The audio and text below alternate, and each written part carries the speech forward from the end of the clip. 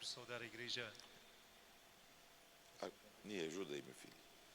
Levanta mais um pouquinho.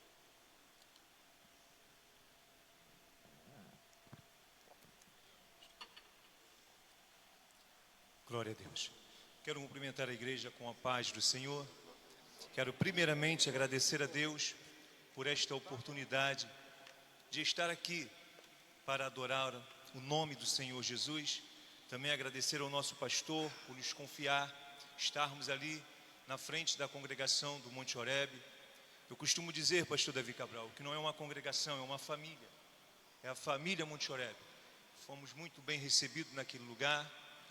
Temos feito um trabalho ali juntamente com os amados irmãos que têm nos dado todo o apoio. E eu glorifico a Deus pela vida do nosso pastor presidente e pela vida da família Monte Horebe. Mas eu gostaria de deixar uma palavra para os nossos corações.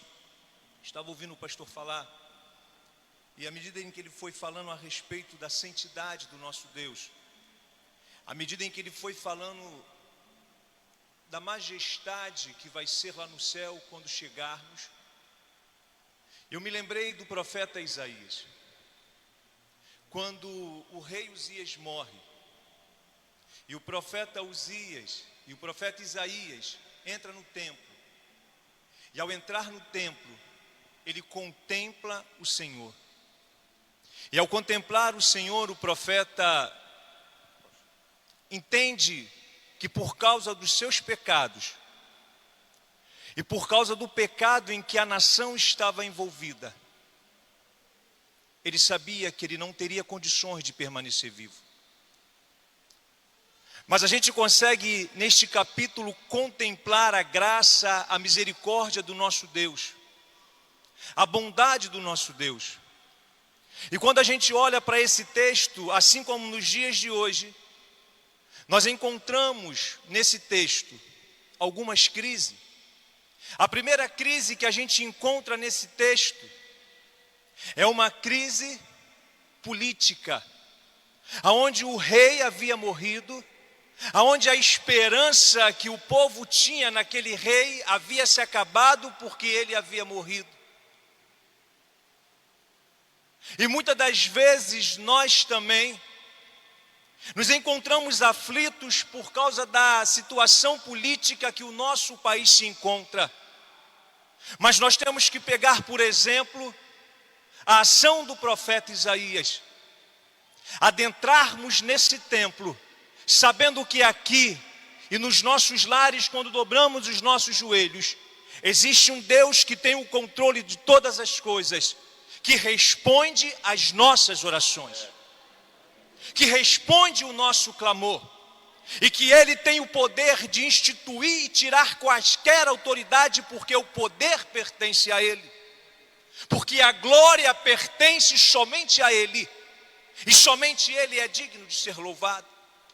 A gente encontra também uma crise moral nesse texto, porque o profeta fala: eu sou um homem de impuros lábios, que habito no meio de um povo de impuros lábios. E aí ele confessa as suas misérias. O que nós precisamos como igreja do Senhor é sabermos que nós servimos a um Deus santo, um Deus que exige de nós santidade, sim. Eu ouço algumas pessoas dizerem: pastor, eu não sou Jesus.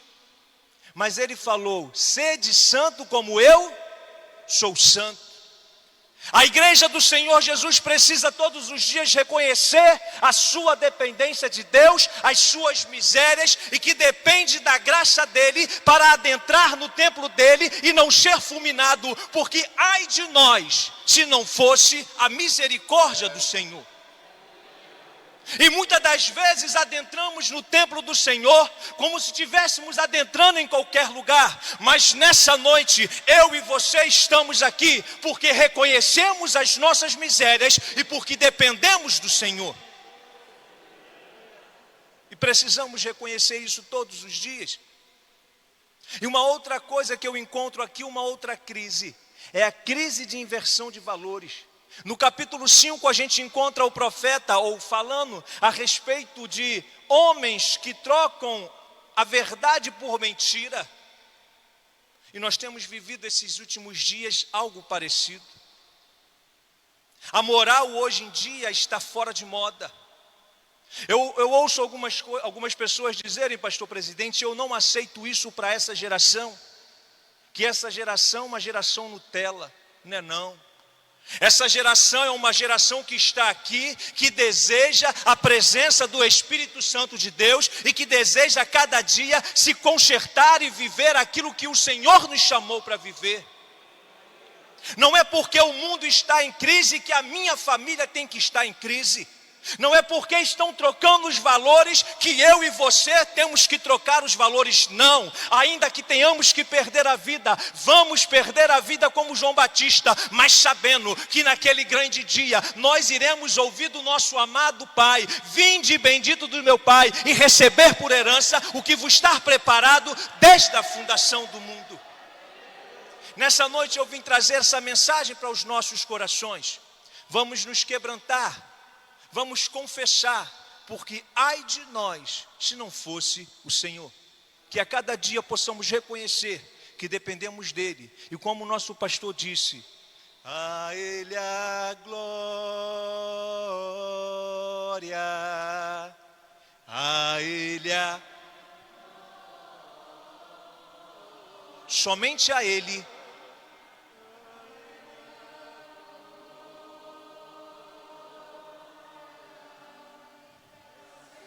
Somente a Ele, que todos os dias possamos reconhecer isso, assim como Isaías fez.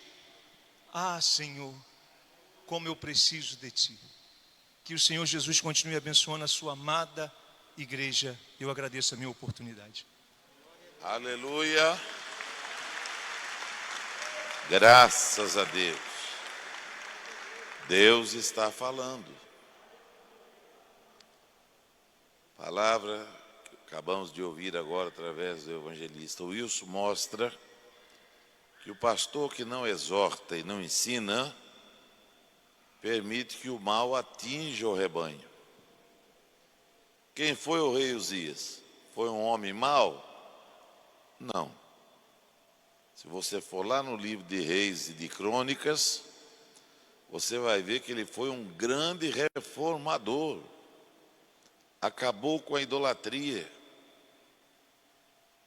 Trouxe Israel de volta de caminhos tortuosos desde os dias de Acabe, a adoração verdadeira. Porém, o narcisismo, o culto à personalidade,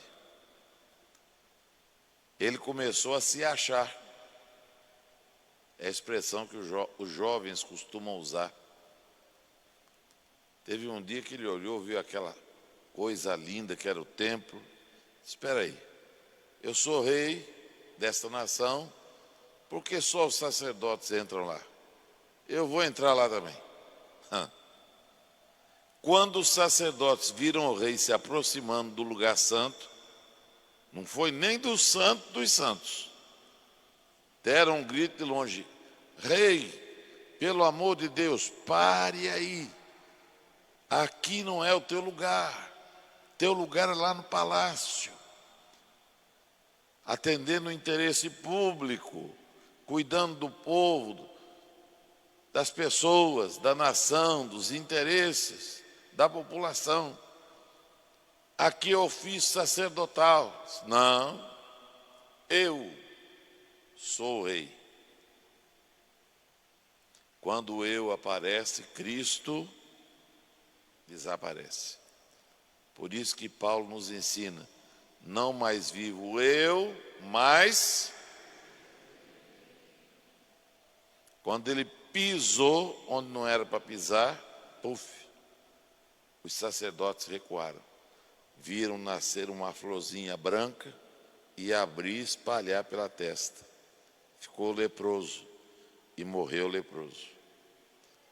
Uzias, que amava e servia ao rei com fidelidade, até pela conduta digna que ele teve, mas se abateu muito.